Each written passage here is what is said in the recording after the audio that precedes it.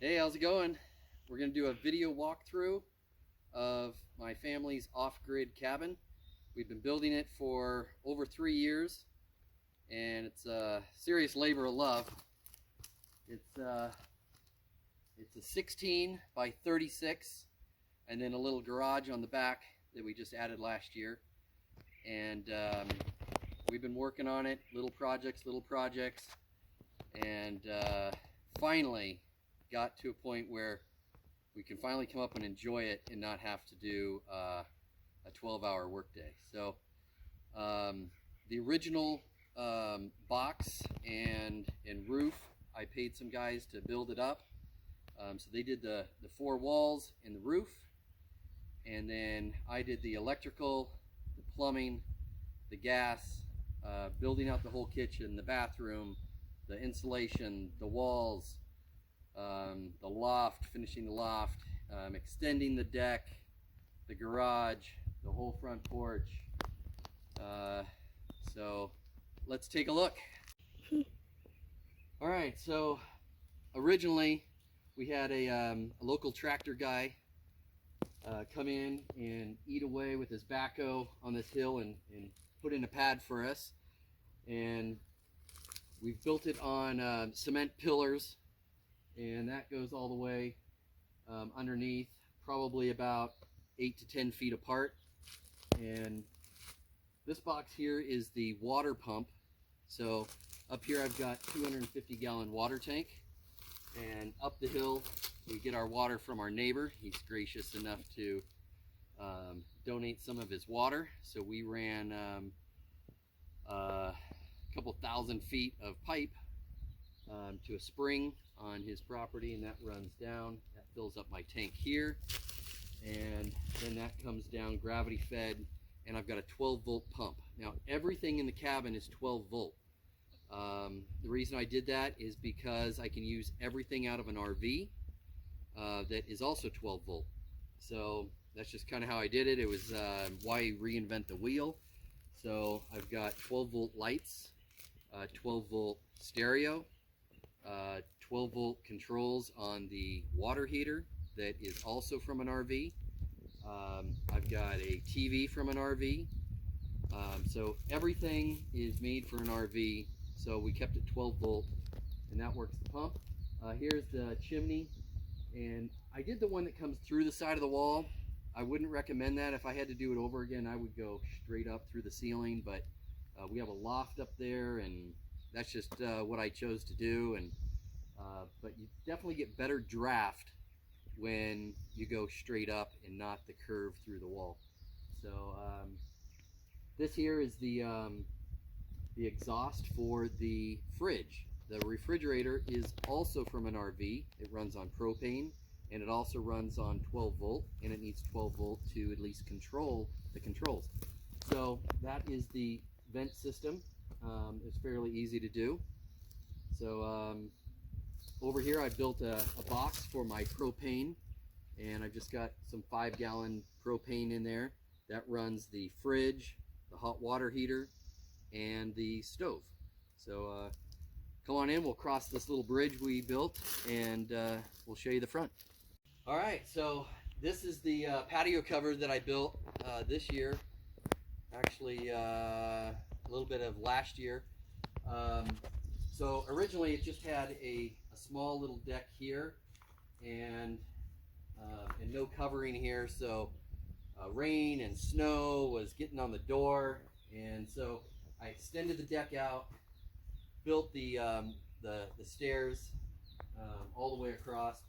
I added these whiskey barrels and this here. I got the old tin roof off of Craigslist. It's all rusted up and reclaimed.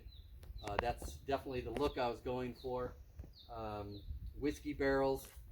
Inside, I've got big cement pillars, you know, that you would normally get from Home Depot with the bracket on top. So that's holding it in, and these are just kind of sitting here. I've got them up on rocks so they don't rot out. I got a bunch of old lanterns, antique lanterns, wired them up, 12 volt LED lights. They screw into a regular size light socket, but they are 12 volt. They're definitely not 110. So let's go inside and I'll show you around.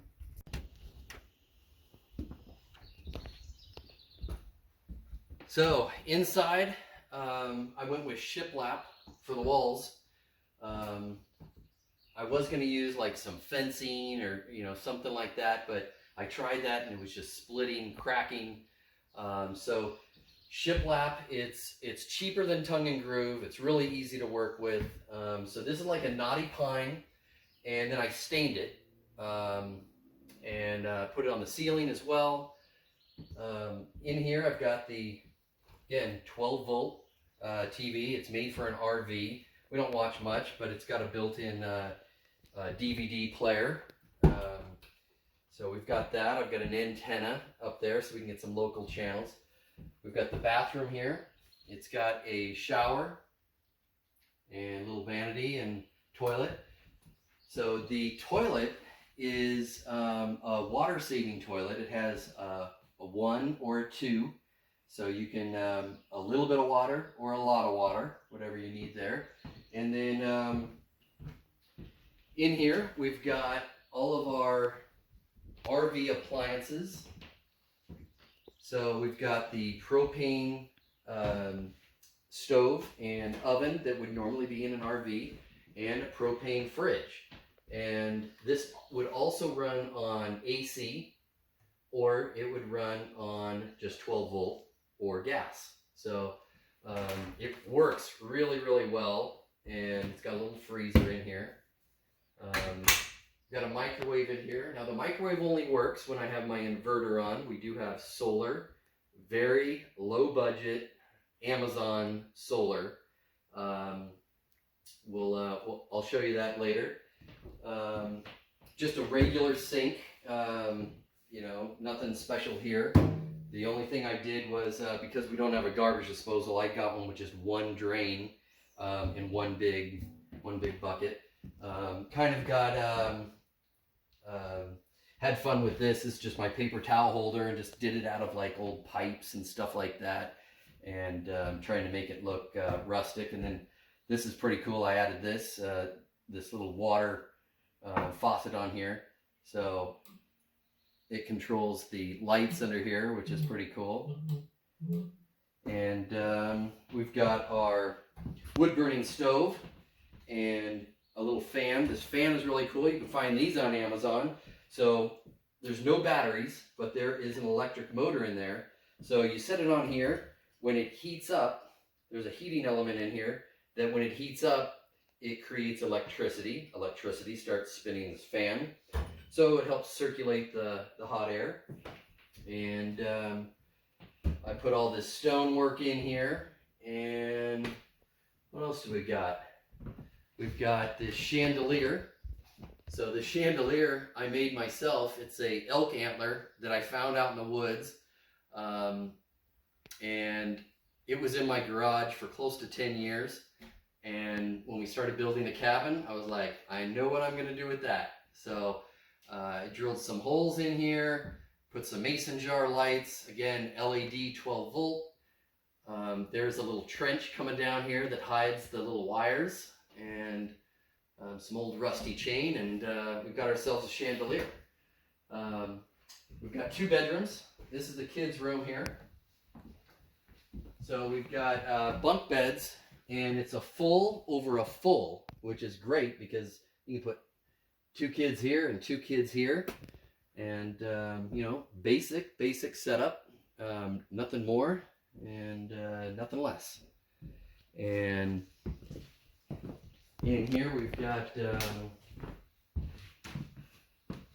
mom and dad's room, and just a queen bed in here, and a dresser and a little nightstand.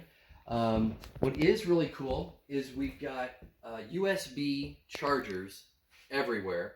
So you can charge your phone next to the bed, and we have some 110 outlets, but we also wired it for USB 12 volt all around. We've got the little cigarette adapter chargers everywhere, and that's about it. Oh, this here, this ladder is really cool. This ladder is an antique itself. It came out of an old library, and it was one of those rolling ladders. And I took off the brackets and the wheels off the bottom, and it already had this little handrail. It's nice and narrow. It's wood. It totally fits in here. And it's probably from the 40s or 50s, something like that. But it came out of an old library, and it's really one of the coolest finds that I found here, and it just fits perfect. I love this thing. So let's go up the loft, and I'll show you around.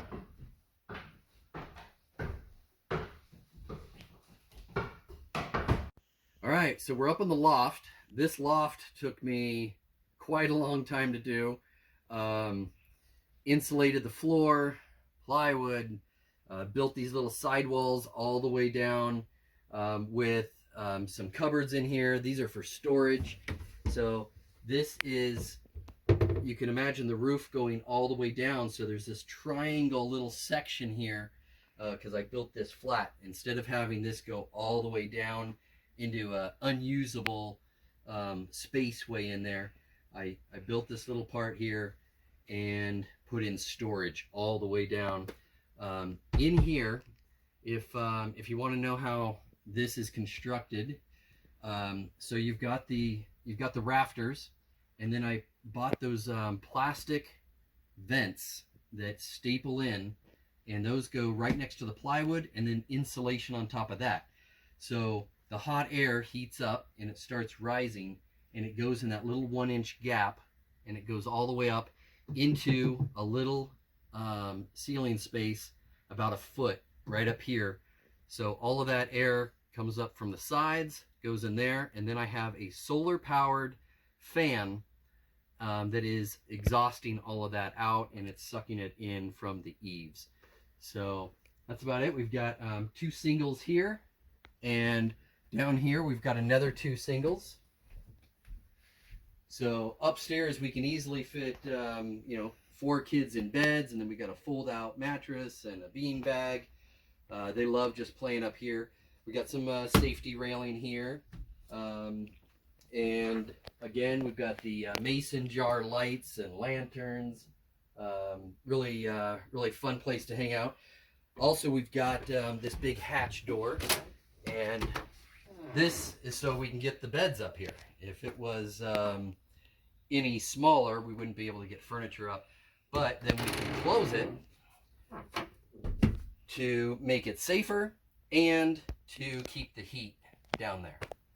So that's the loft. That took me one whole year of many weekends coming up here with a buddy getting this done. So let's go out and look at the front porch, and I'll show you that. All right, so this is the front porch, and the blueprints for this cabin actually I got on eBay for about 50 bucks, and you get what you pay for. They were $50 plans. They weren't complete plans, but we made a lot of modifications to it. We moved doors around and whatnot, but it was fairly decent. It had a bill of materials, so we knew about how much stuff we needed to buy, so that was nice.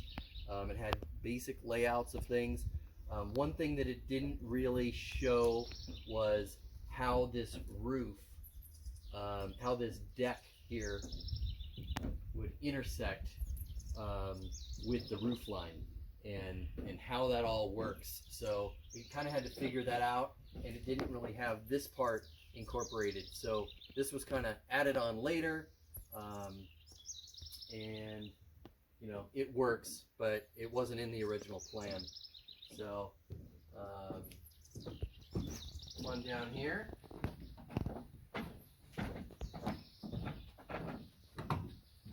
So last year the deck used to end right here. So last year we extended the deck out over here and here, and built more pillars, put a road all the way down and around the corner for the quad, so I could put my quad inside this little garage here, and all the tools But for the first year, all the tools were in the cabin. If we wanted to come up and use the cabin, we had to take all the tools out. Real pain in the butt. But this was a real game changer, getting the garage built.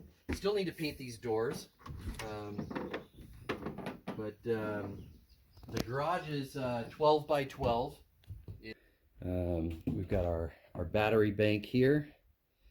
And I've got 4 6-volts, and then I have them wired and such in parallel and series so that it comes out 12 volts.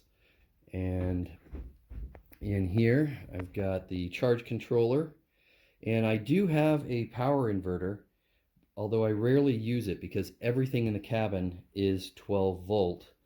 But if I really needed something, I've got that, and I also have the generator. So how I wired this, I know that there's probably other ways of doing it, but this is how I did it, because you never want to have the generator going and sending power into your inverter or vice versa. So what I did is I wired up this this switch here. So this is my AC. So I do have AC 110 plugs around, but if I'm running the generator, I put this up here, and that sends power to all of the whole cabin, 110. So I could run the microwave that way. If I don't want to start the generator, I can come down here, and it's off of the solar powered inverters. So it's running off of my battery power here up to the inverter, and then out here, and then out to the whole cabin. So it runs, if I'm running the microwave off of the inverter, it really pulls a lot of energy. So I only do that if I really have to, and I don't want to start the generator, but I have options. So I usually just leave this off so it's completely dead. And I just upgraded to this MPPT charge controller. I like it, it's pretty nice. So over here I've got my fuses. So how I did it was every single light in every single charge outlet and everything in the cabin, the refrigerator, everything has its own circuit. It's got its own fuse, and that all ran to here. And then from here, we ran it into, we're pulling power off of the battery. And then I also have the 110 breakers as well. So I've got a DC shutoff switch here. So when I'm not here, I just hit this one time, boom, kills power to the whole cabin. I don't have to worry about coming and accidentally left a light on or anything like that, or a fire. So same that you would do with an RV when you put it in storage, you kill the power.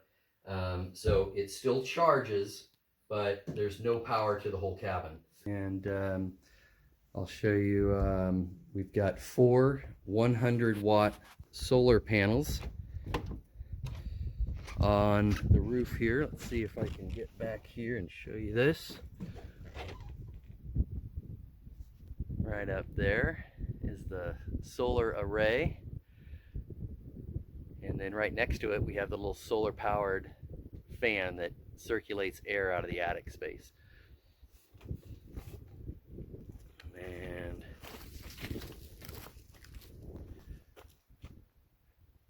built this little ramp to bring the ATV out of there. Down here we got our view. Been trimming on trees here and cleaning up brush, trying to make this a little more fire safe and beautiful. And down here is where the kids shoot their .22.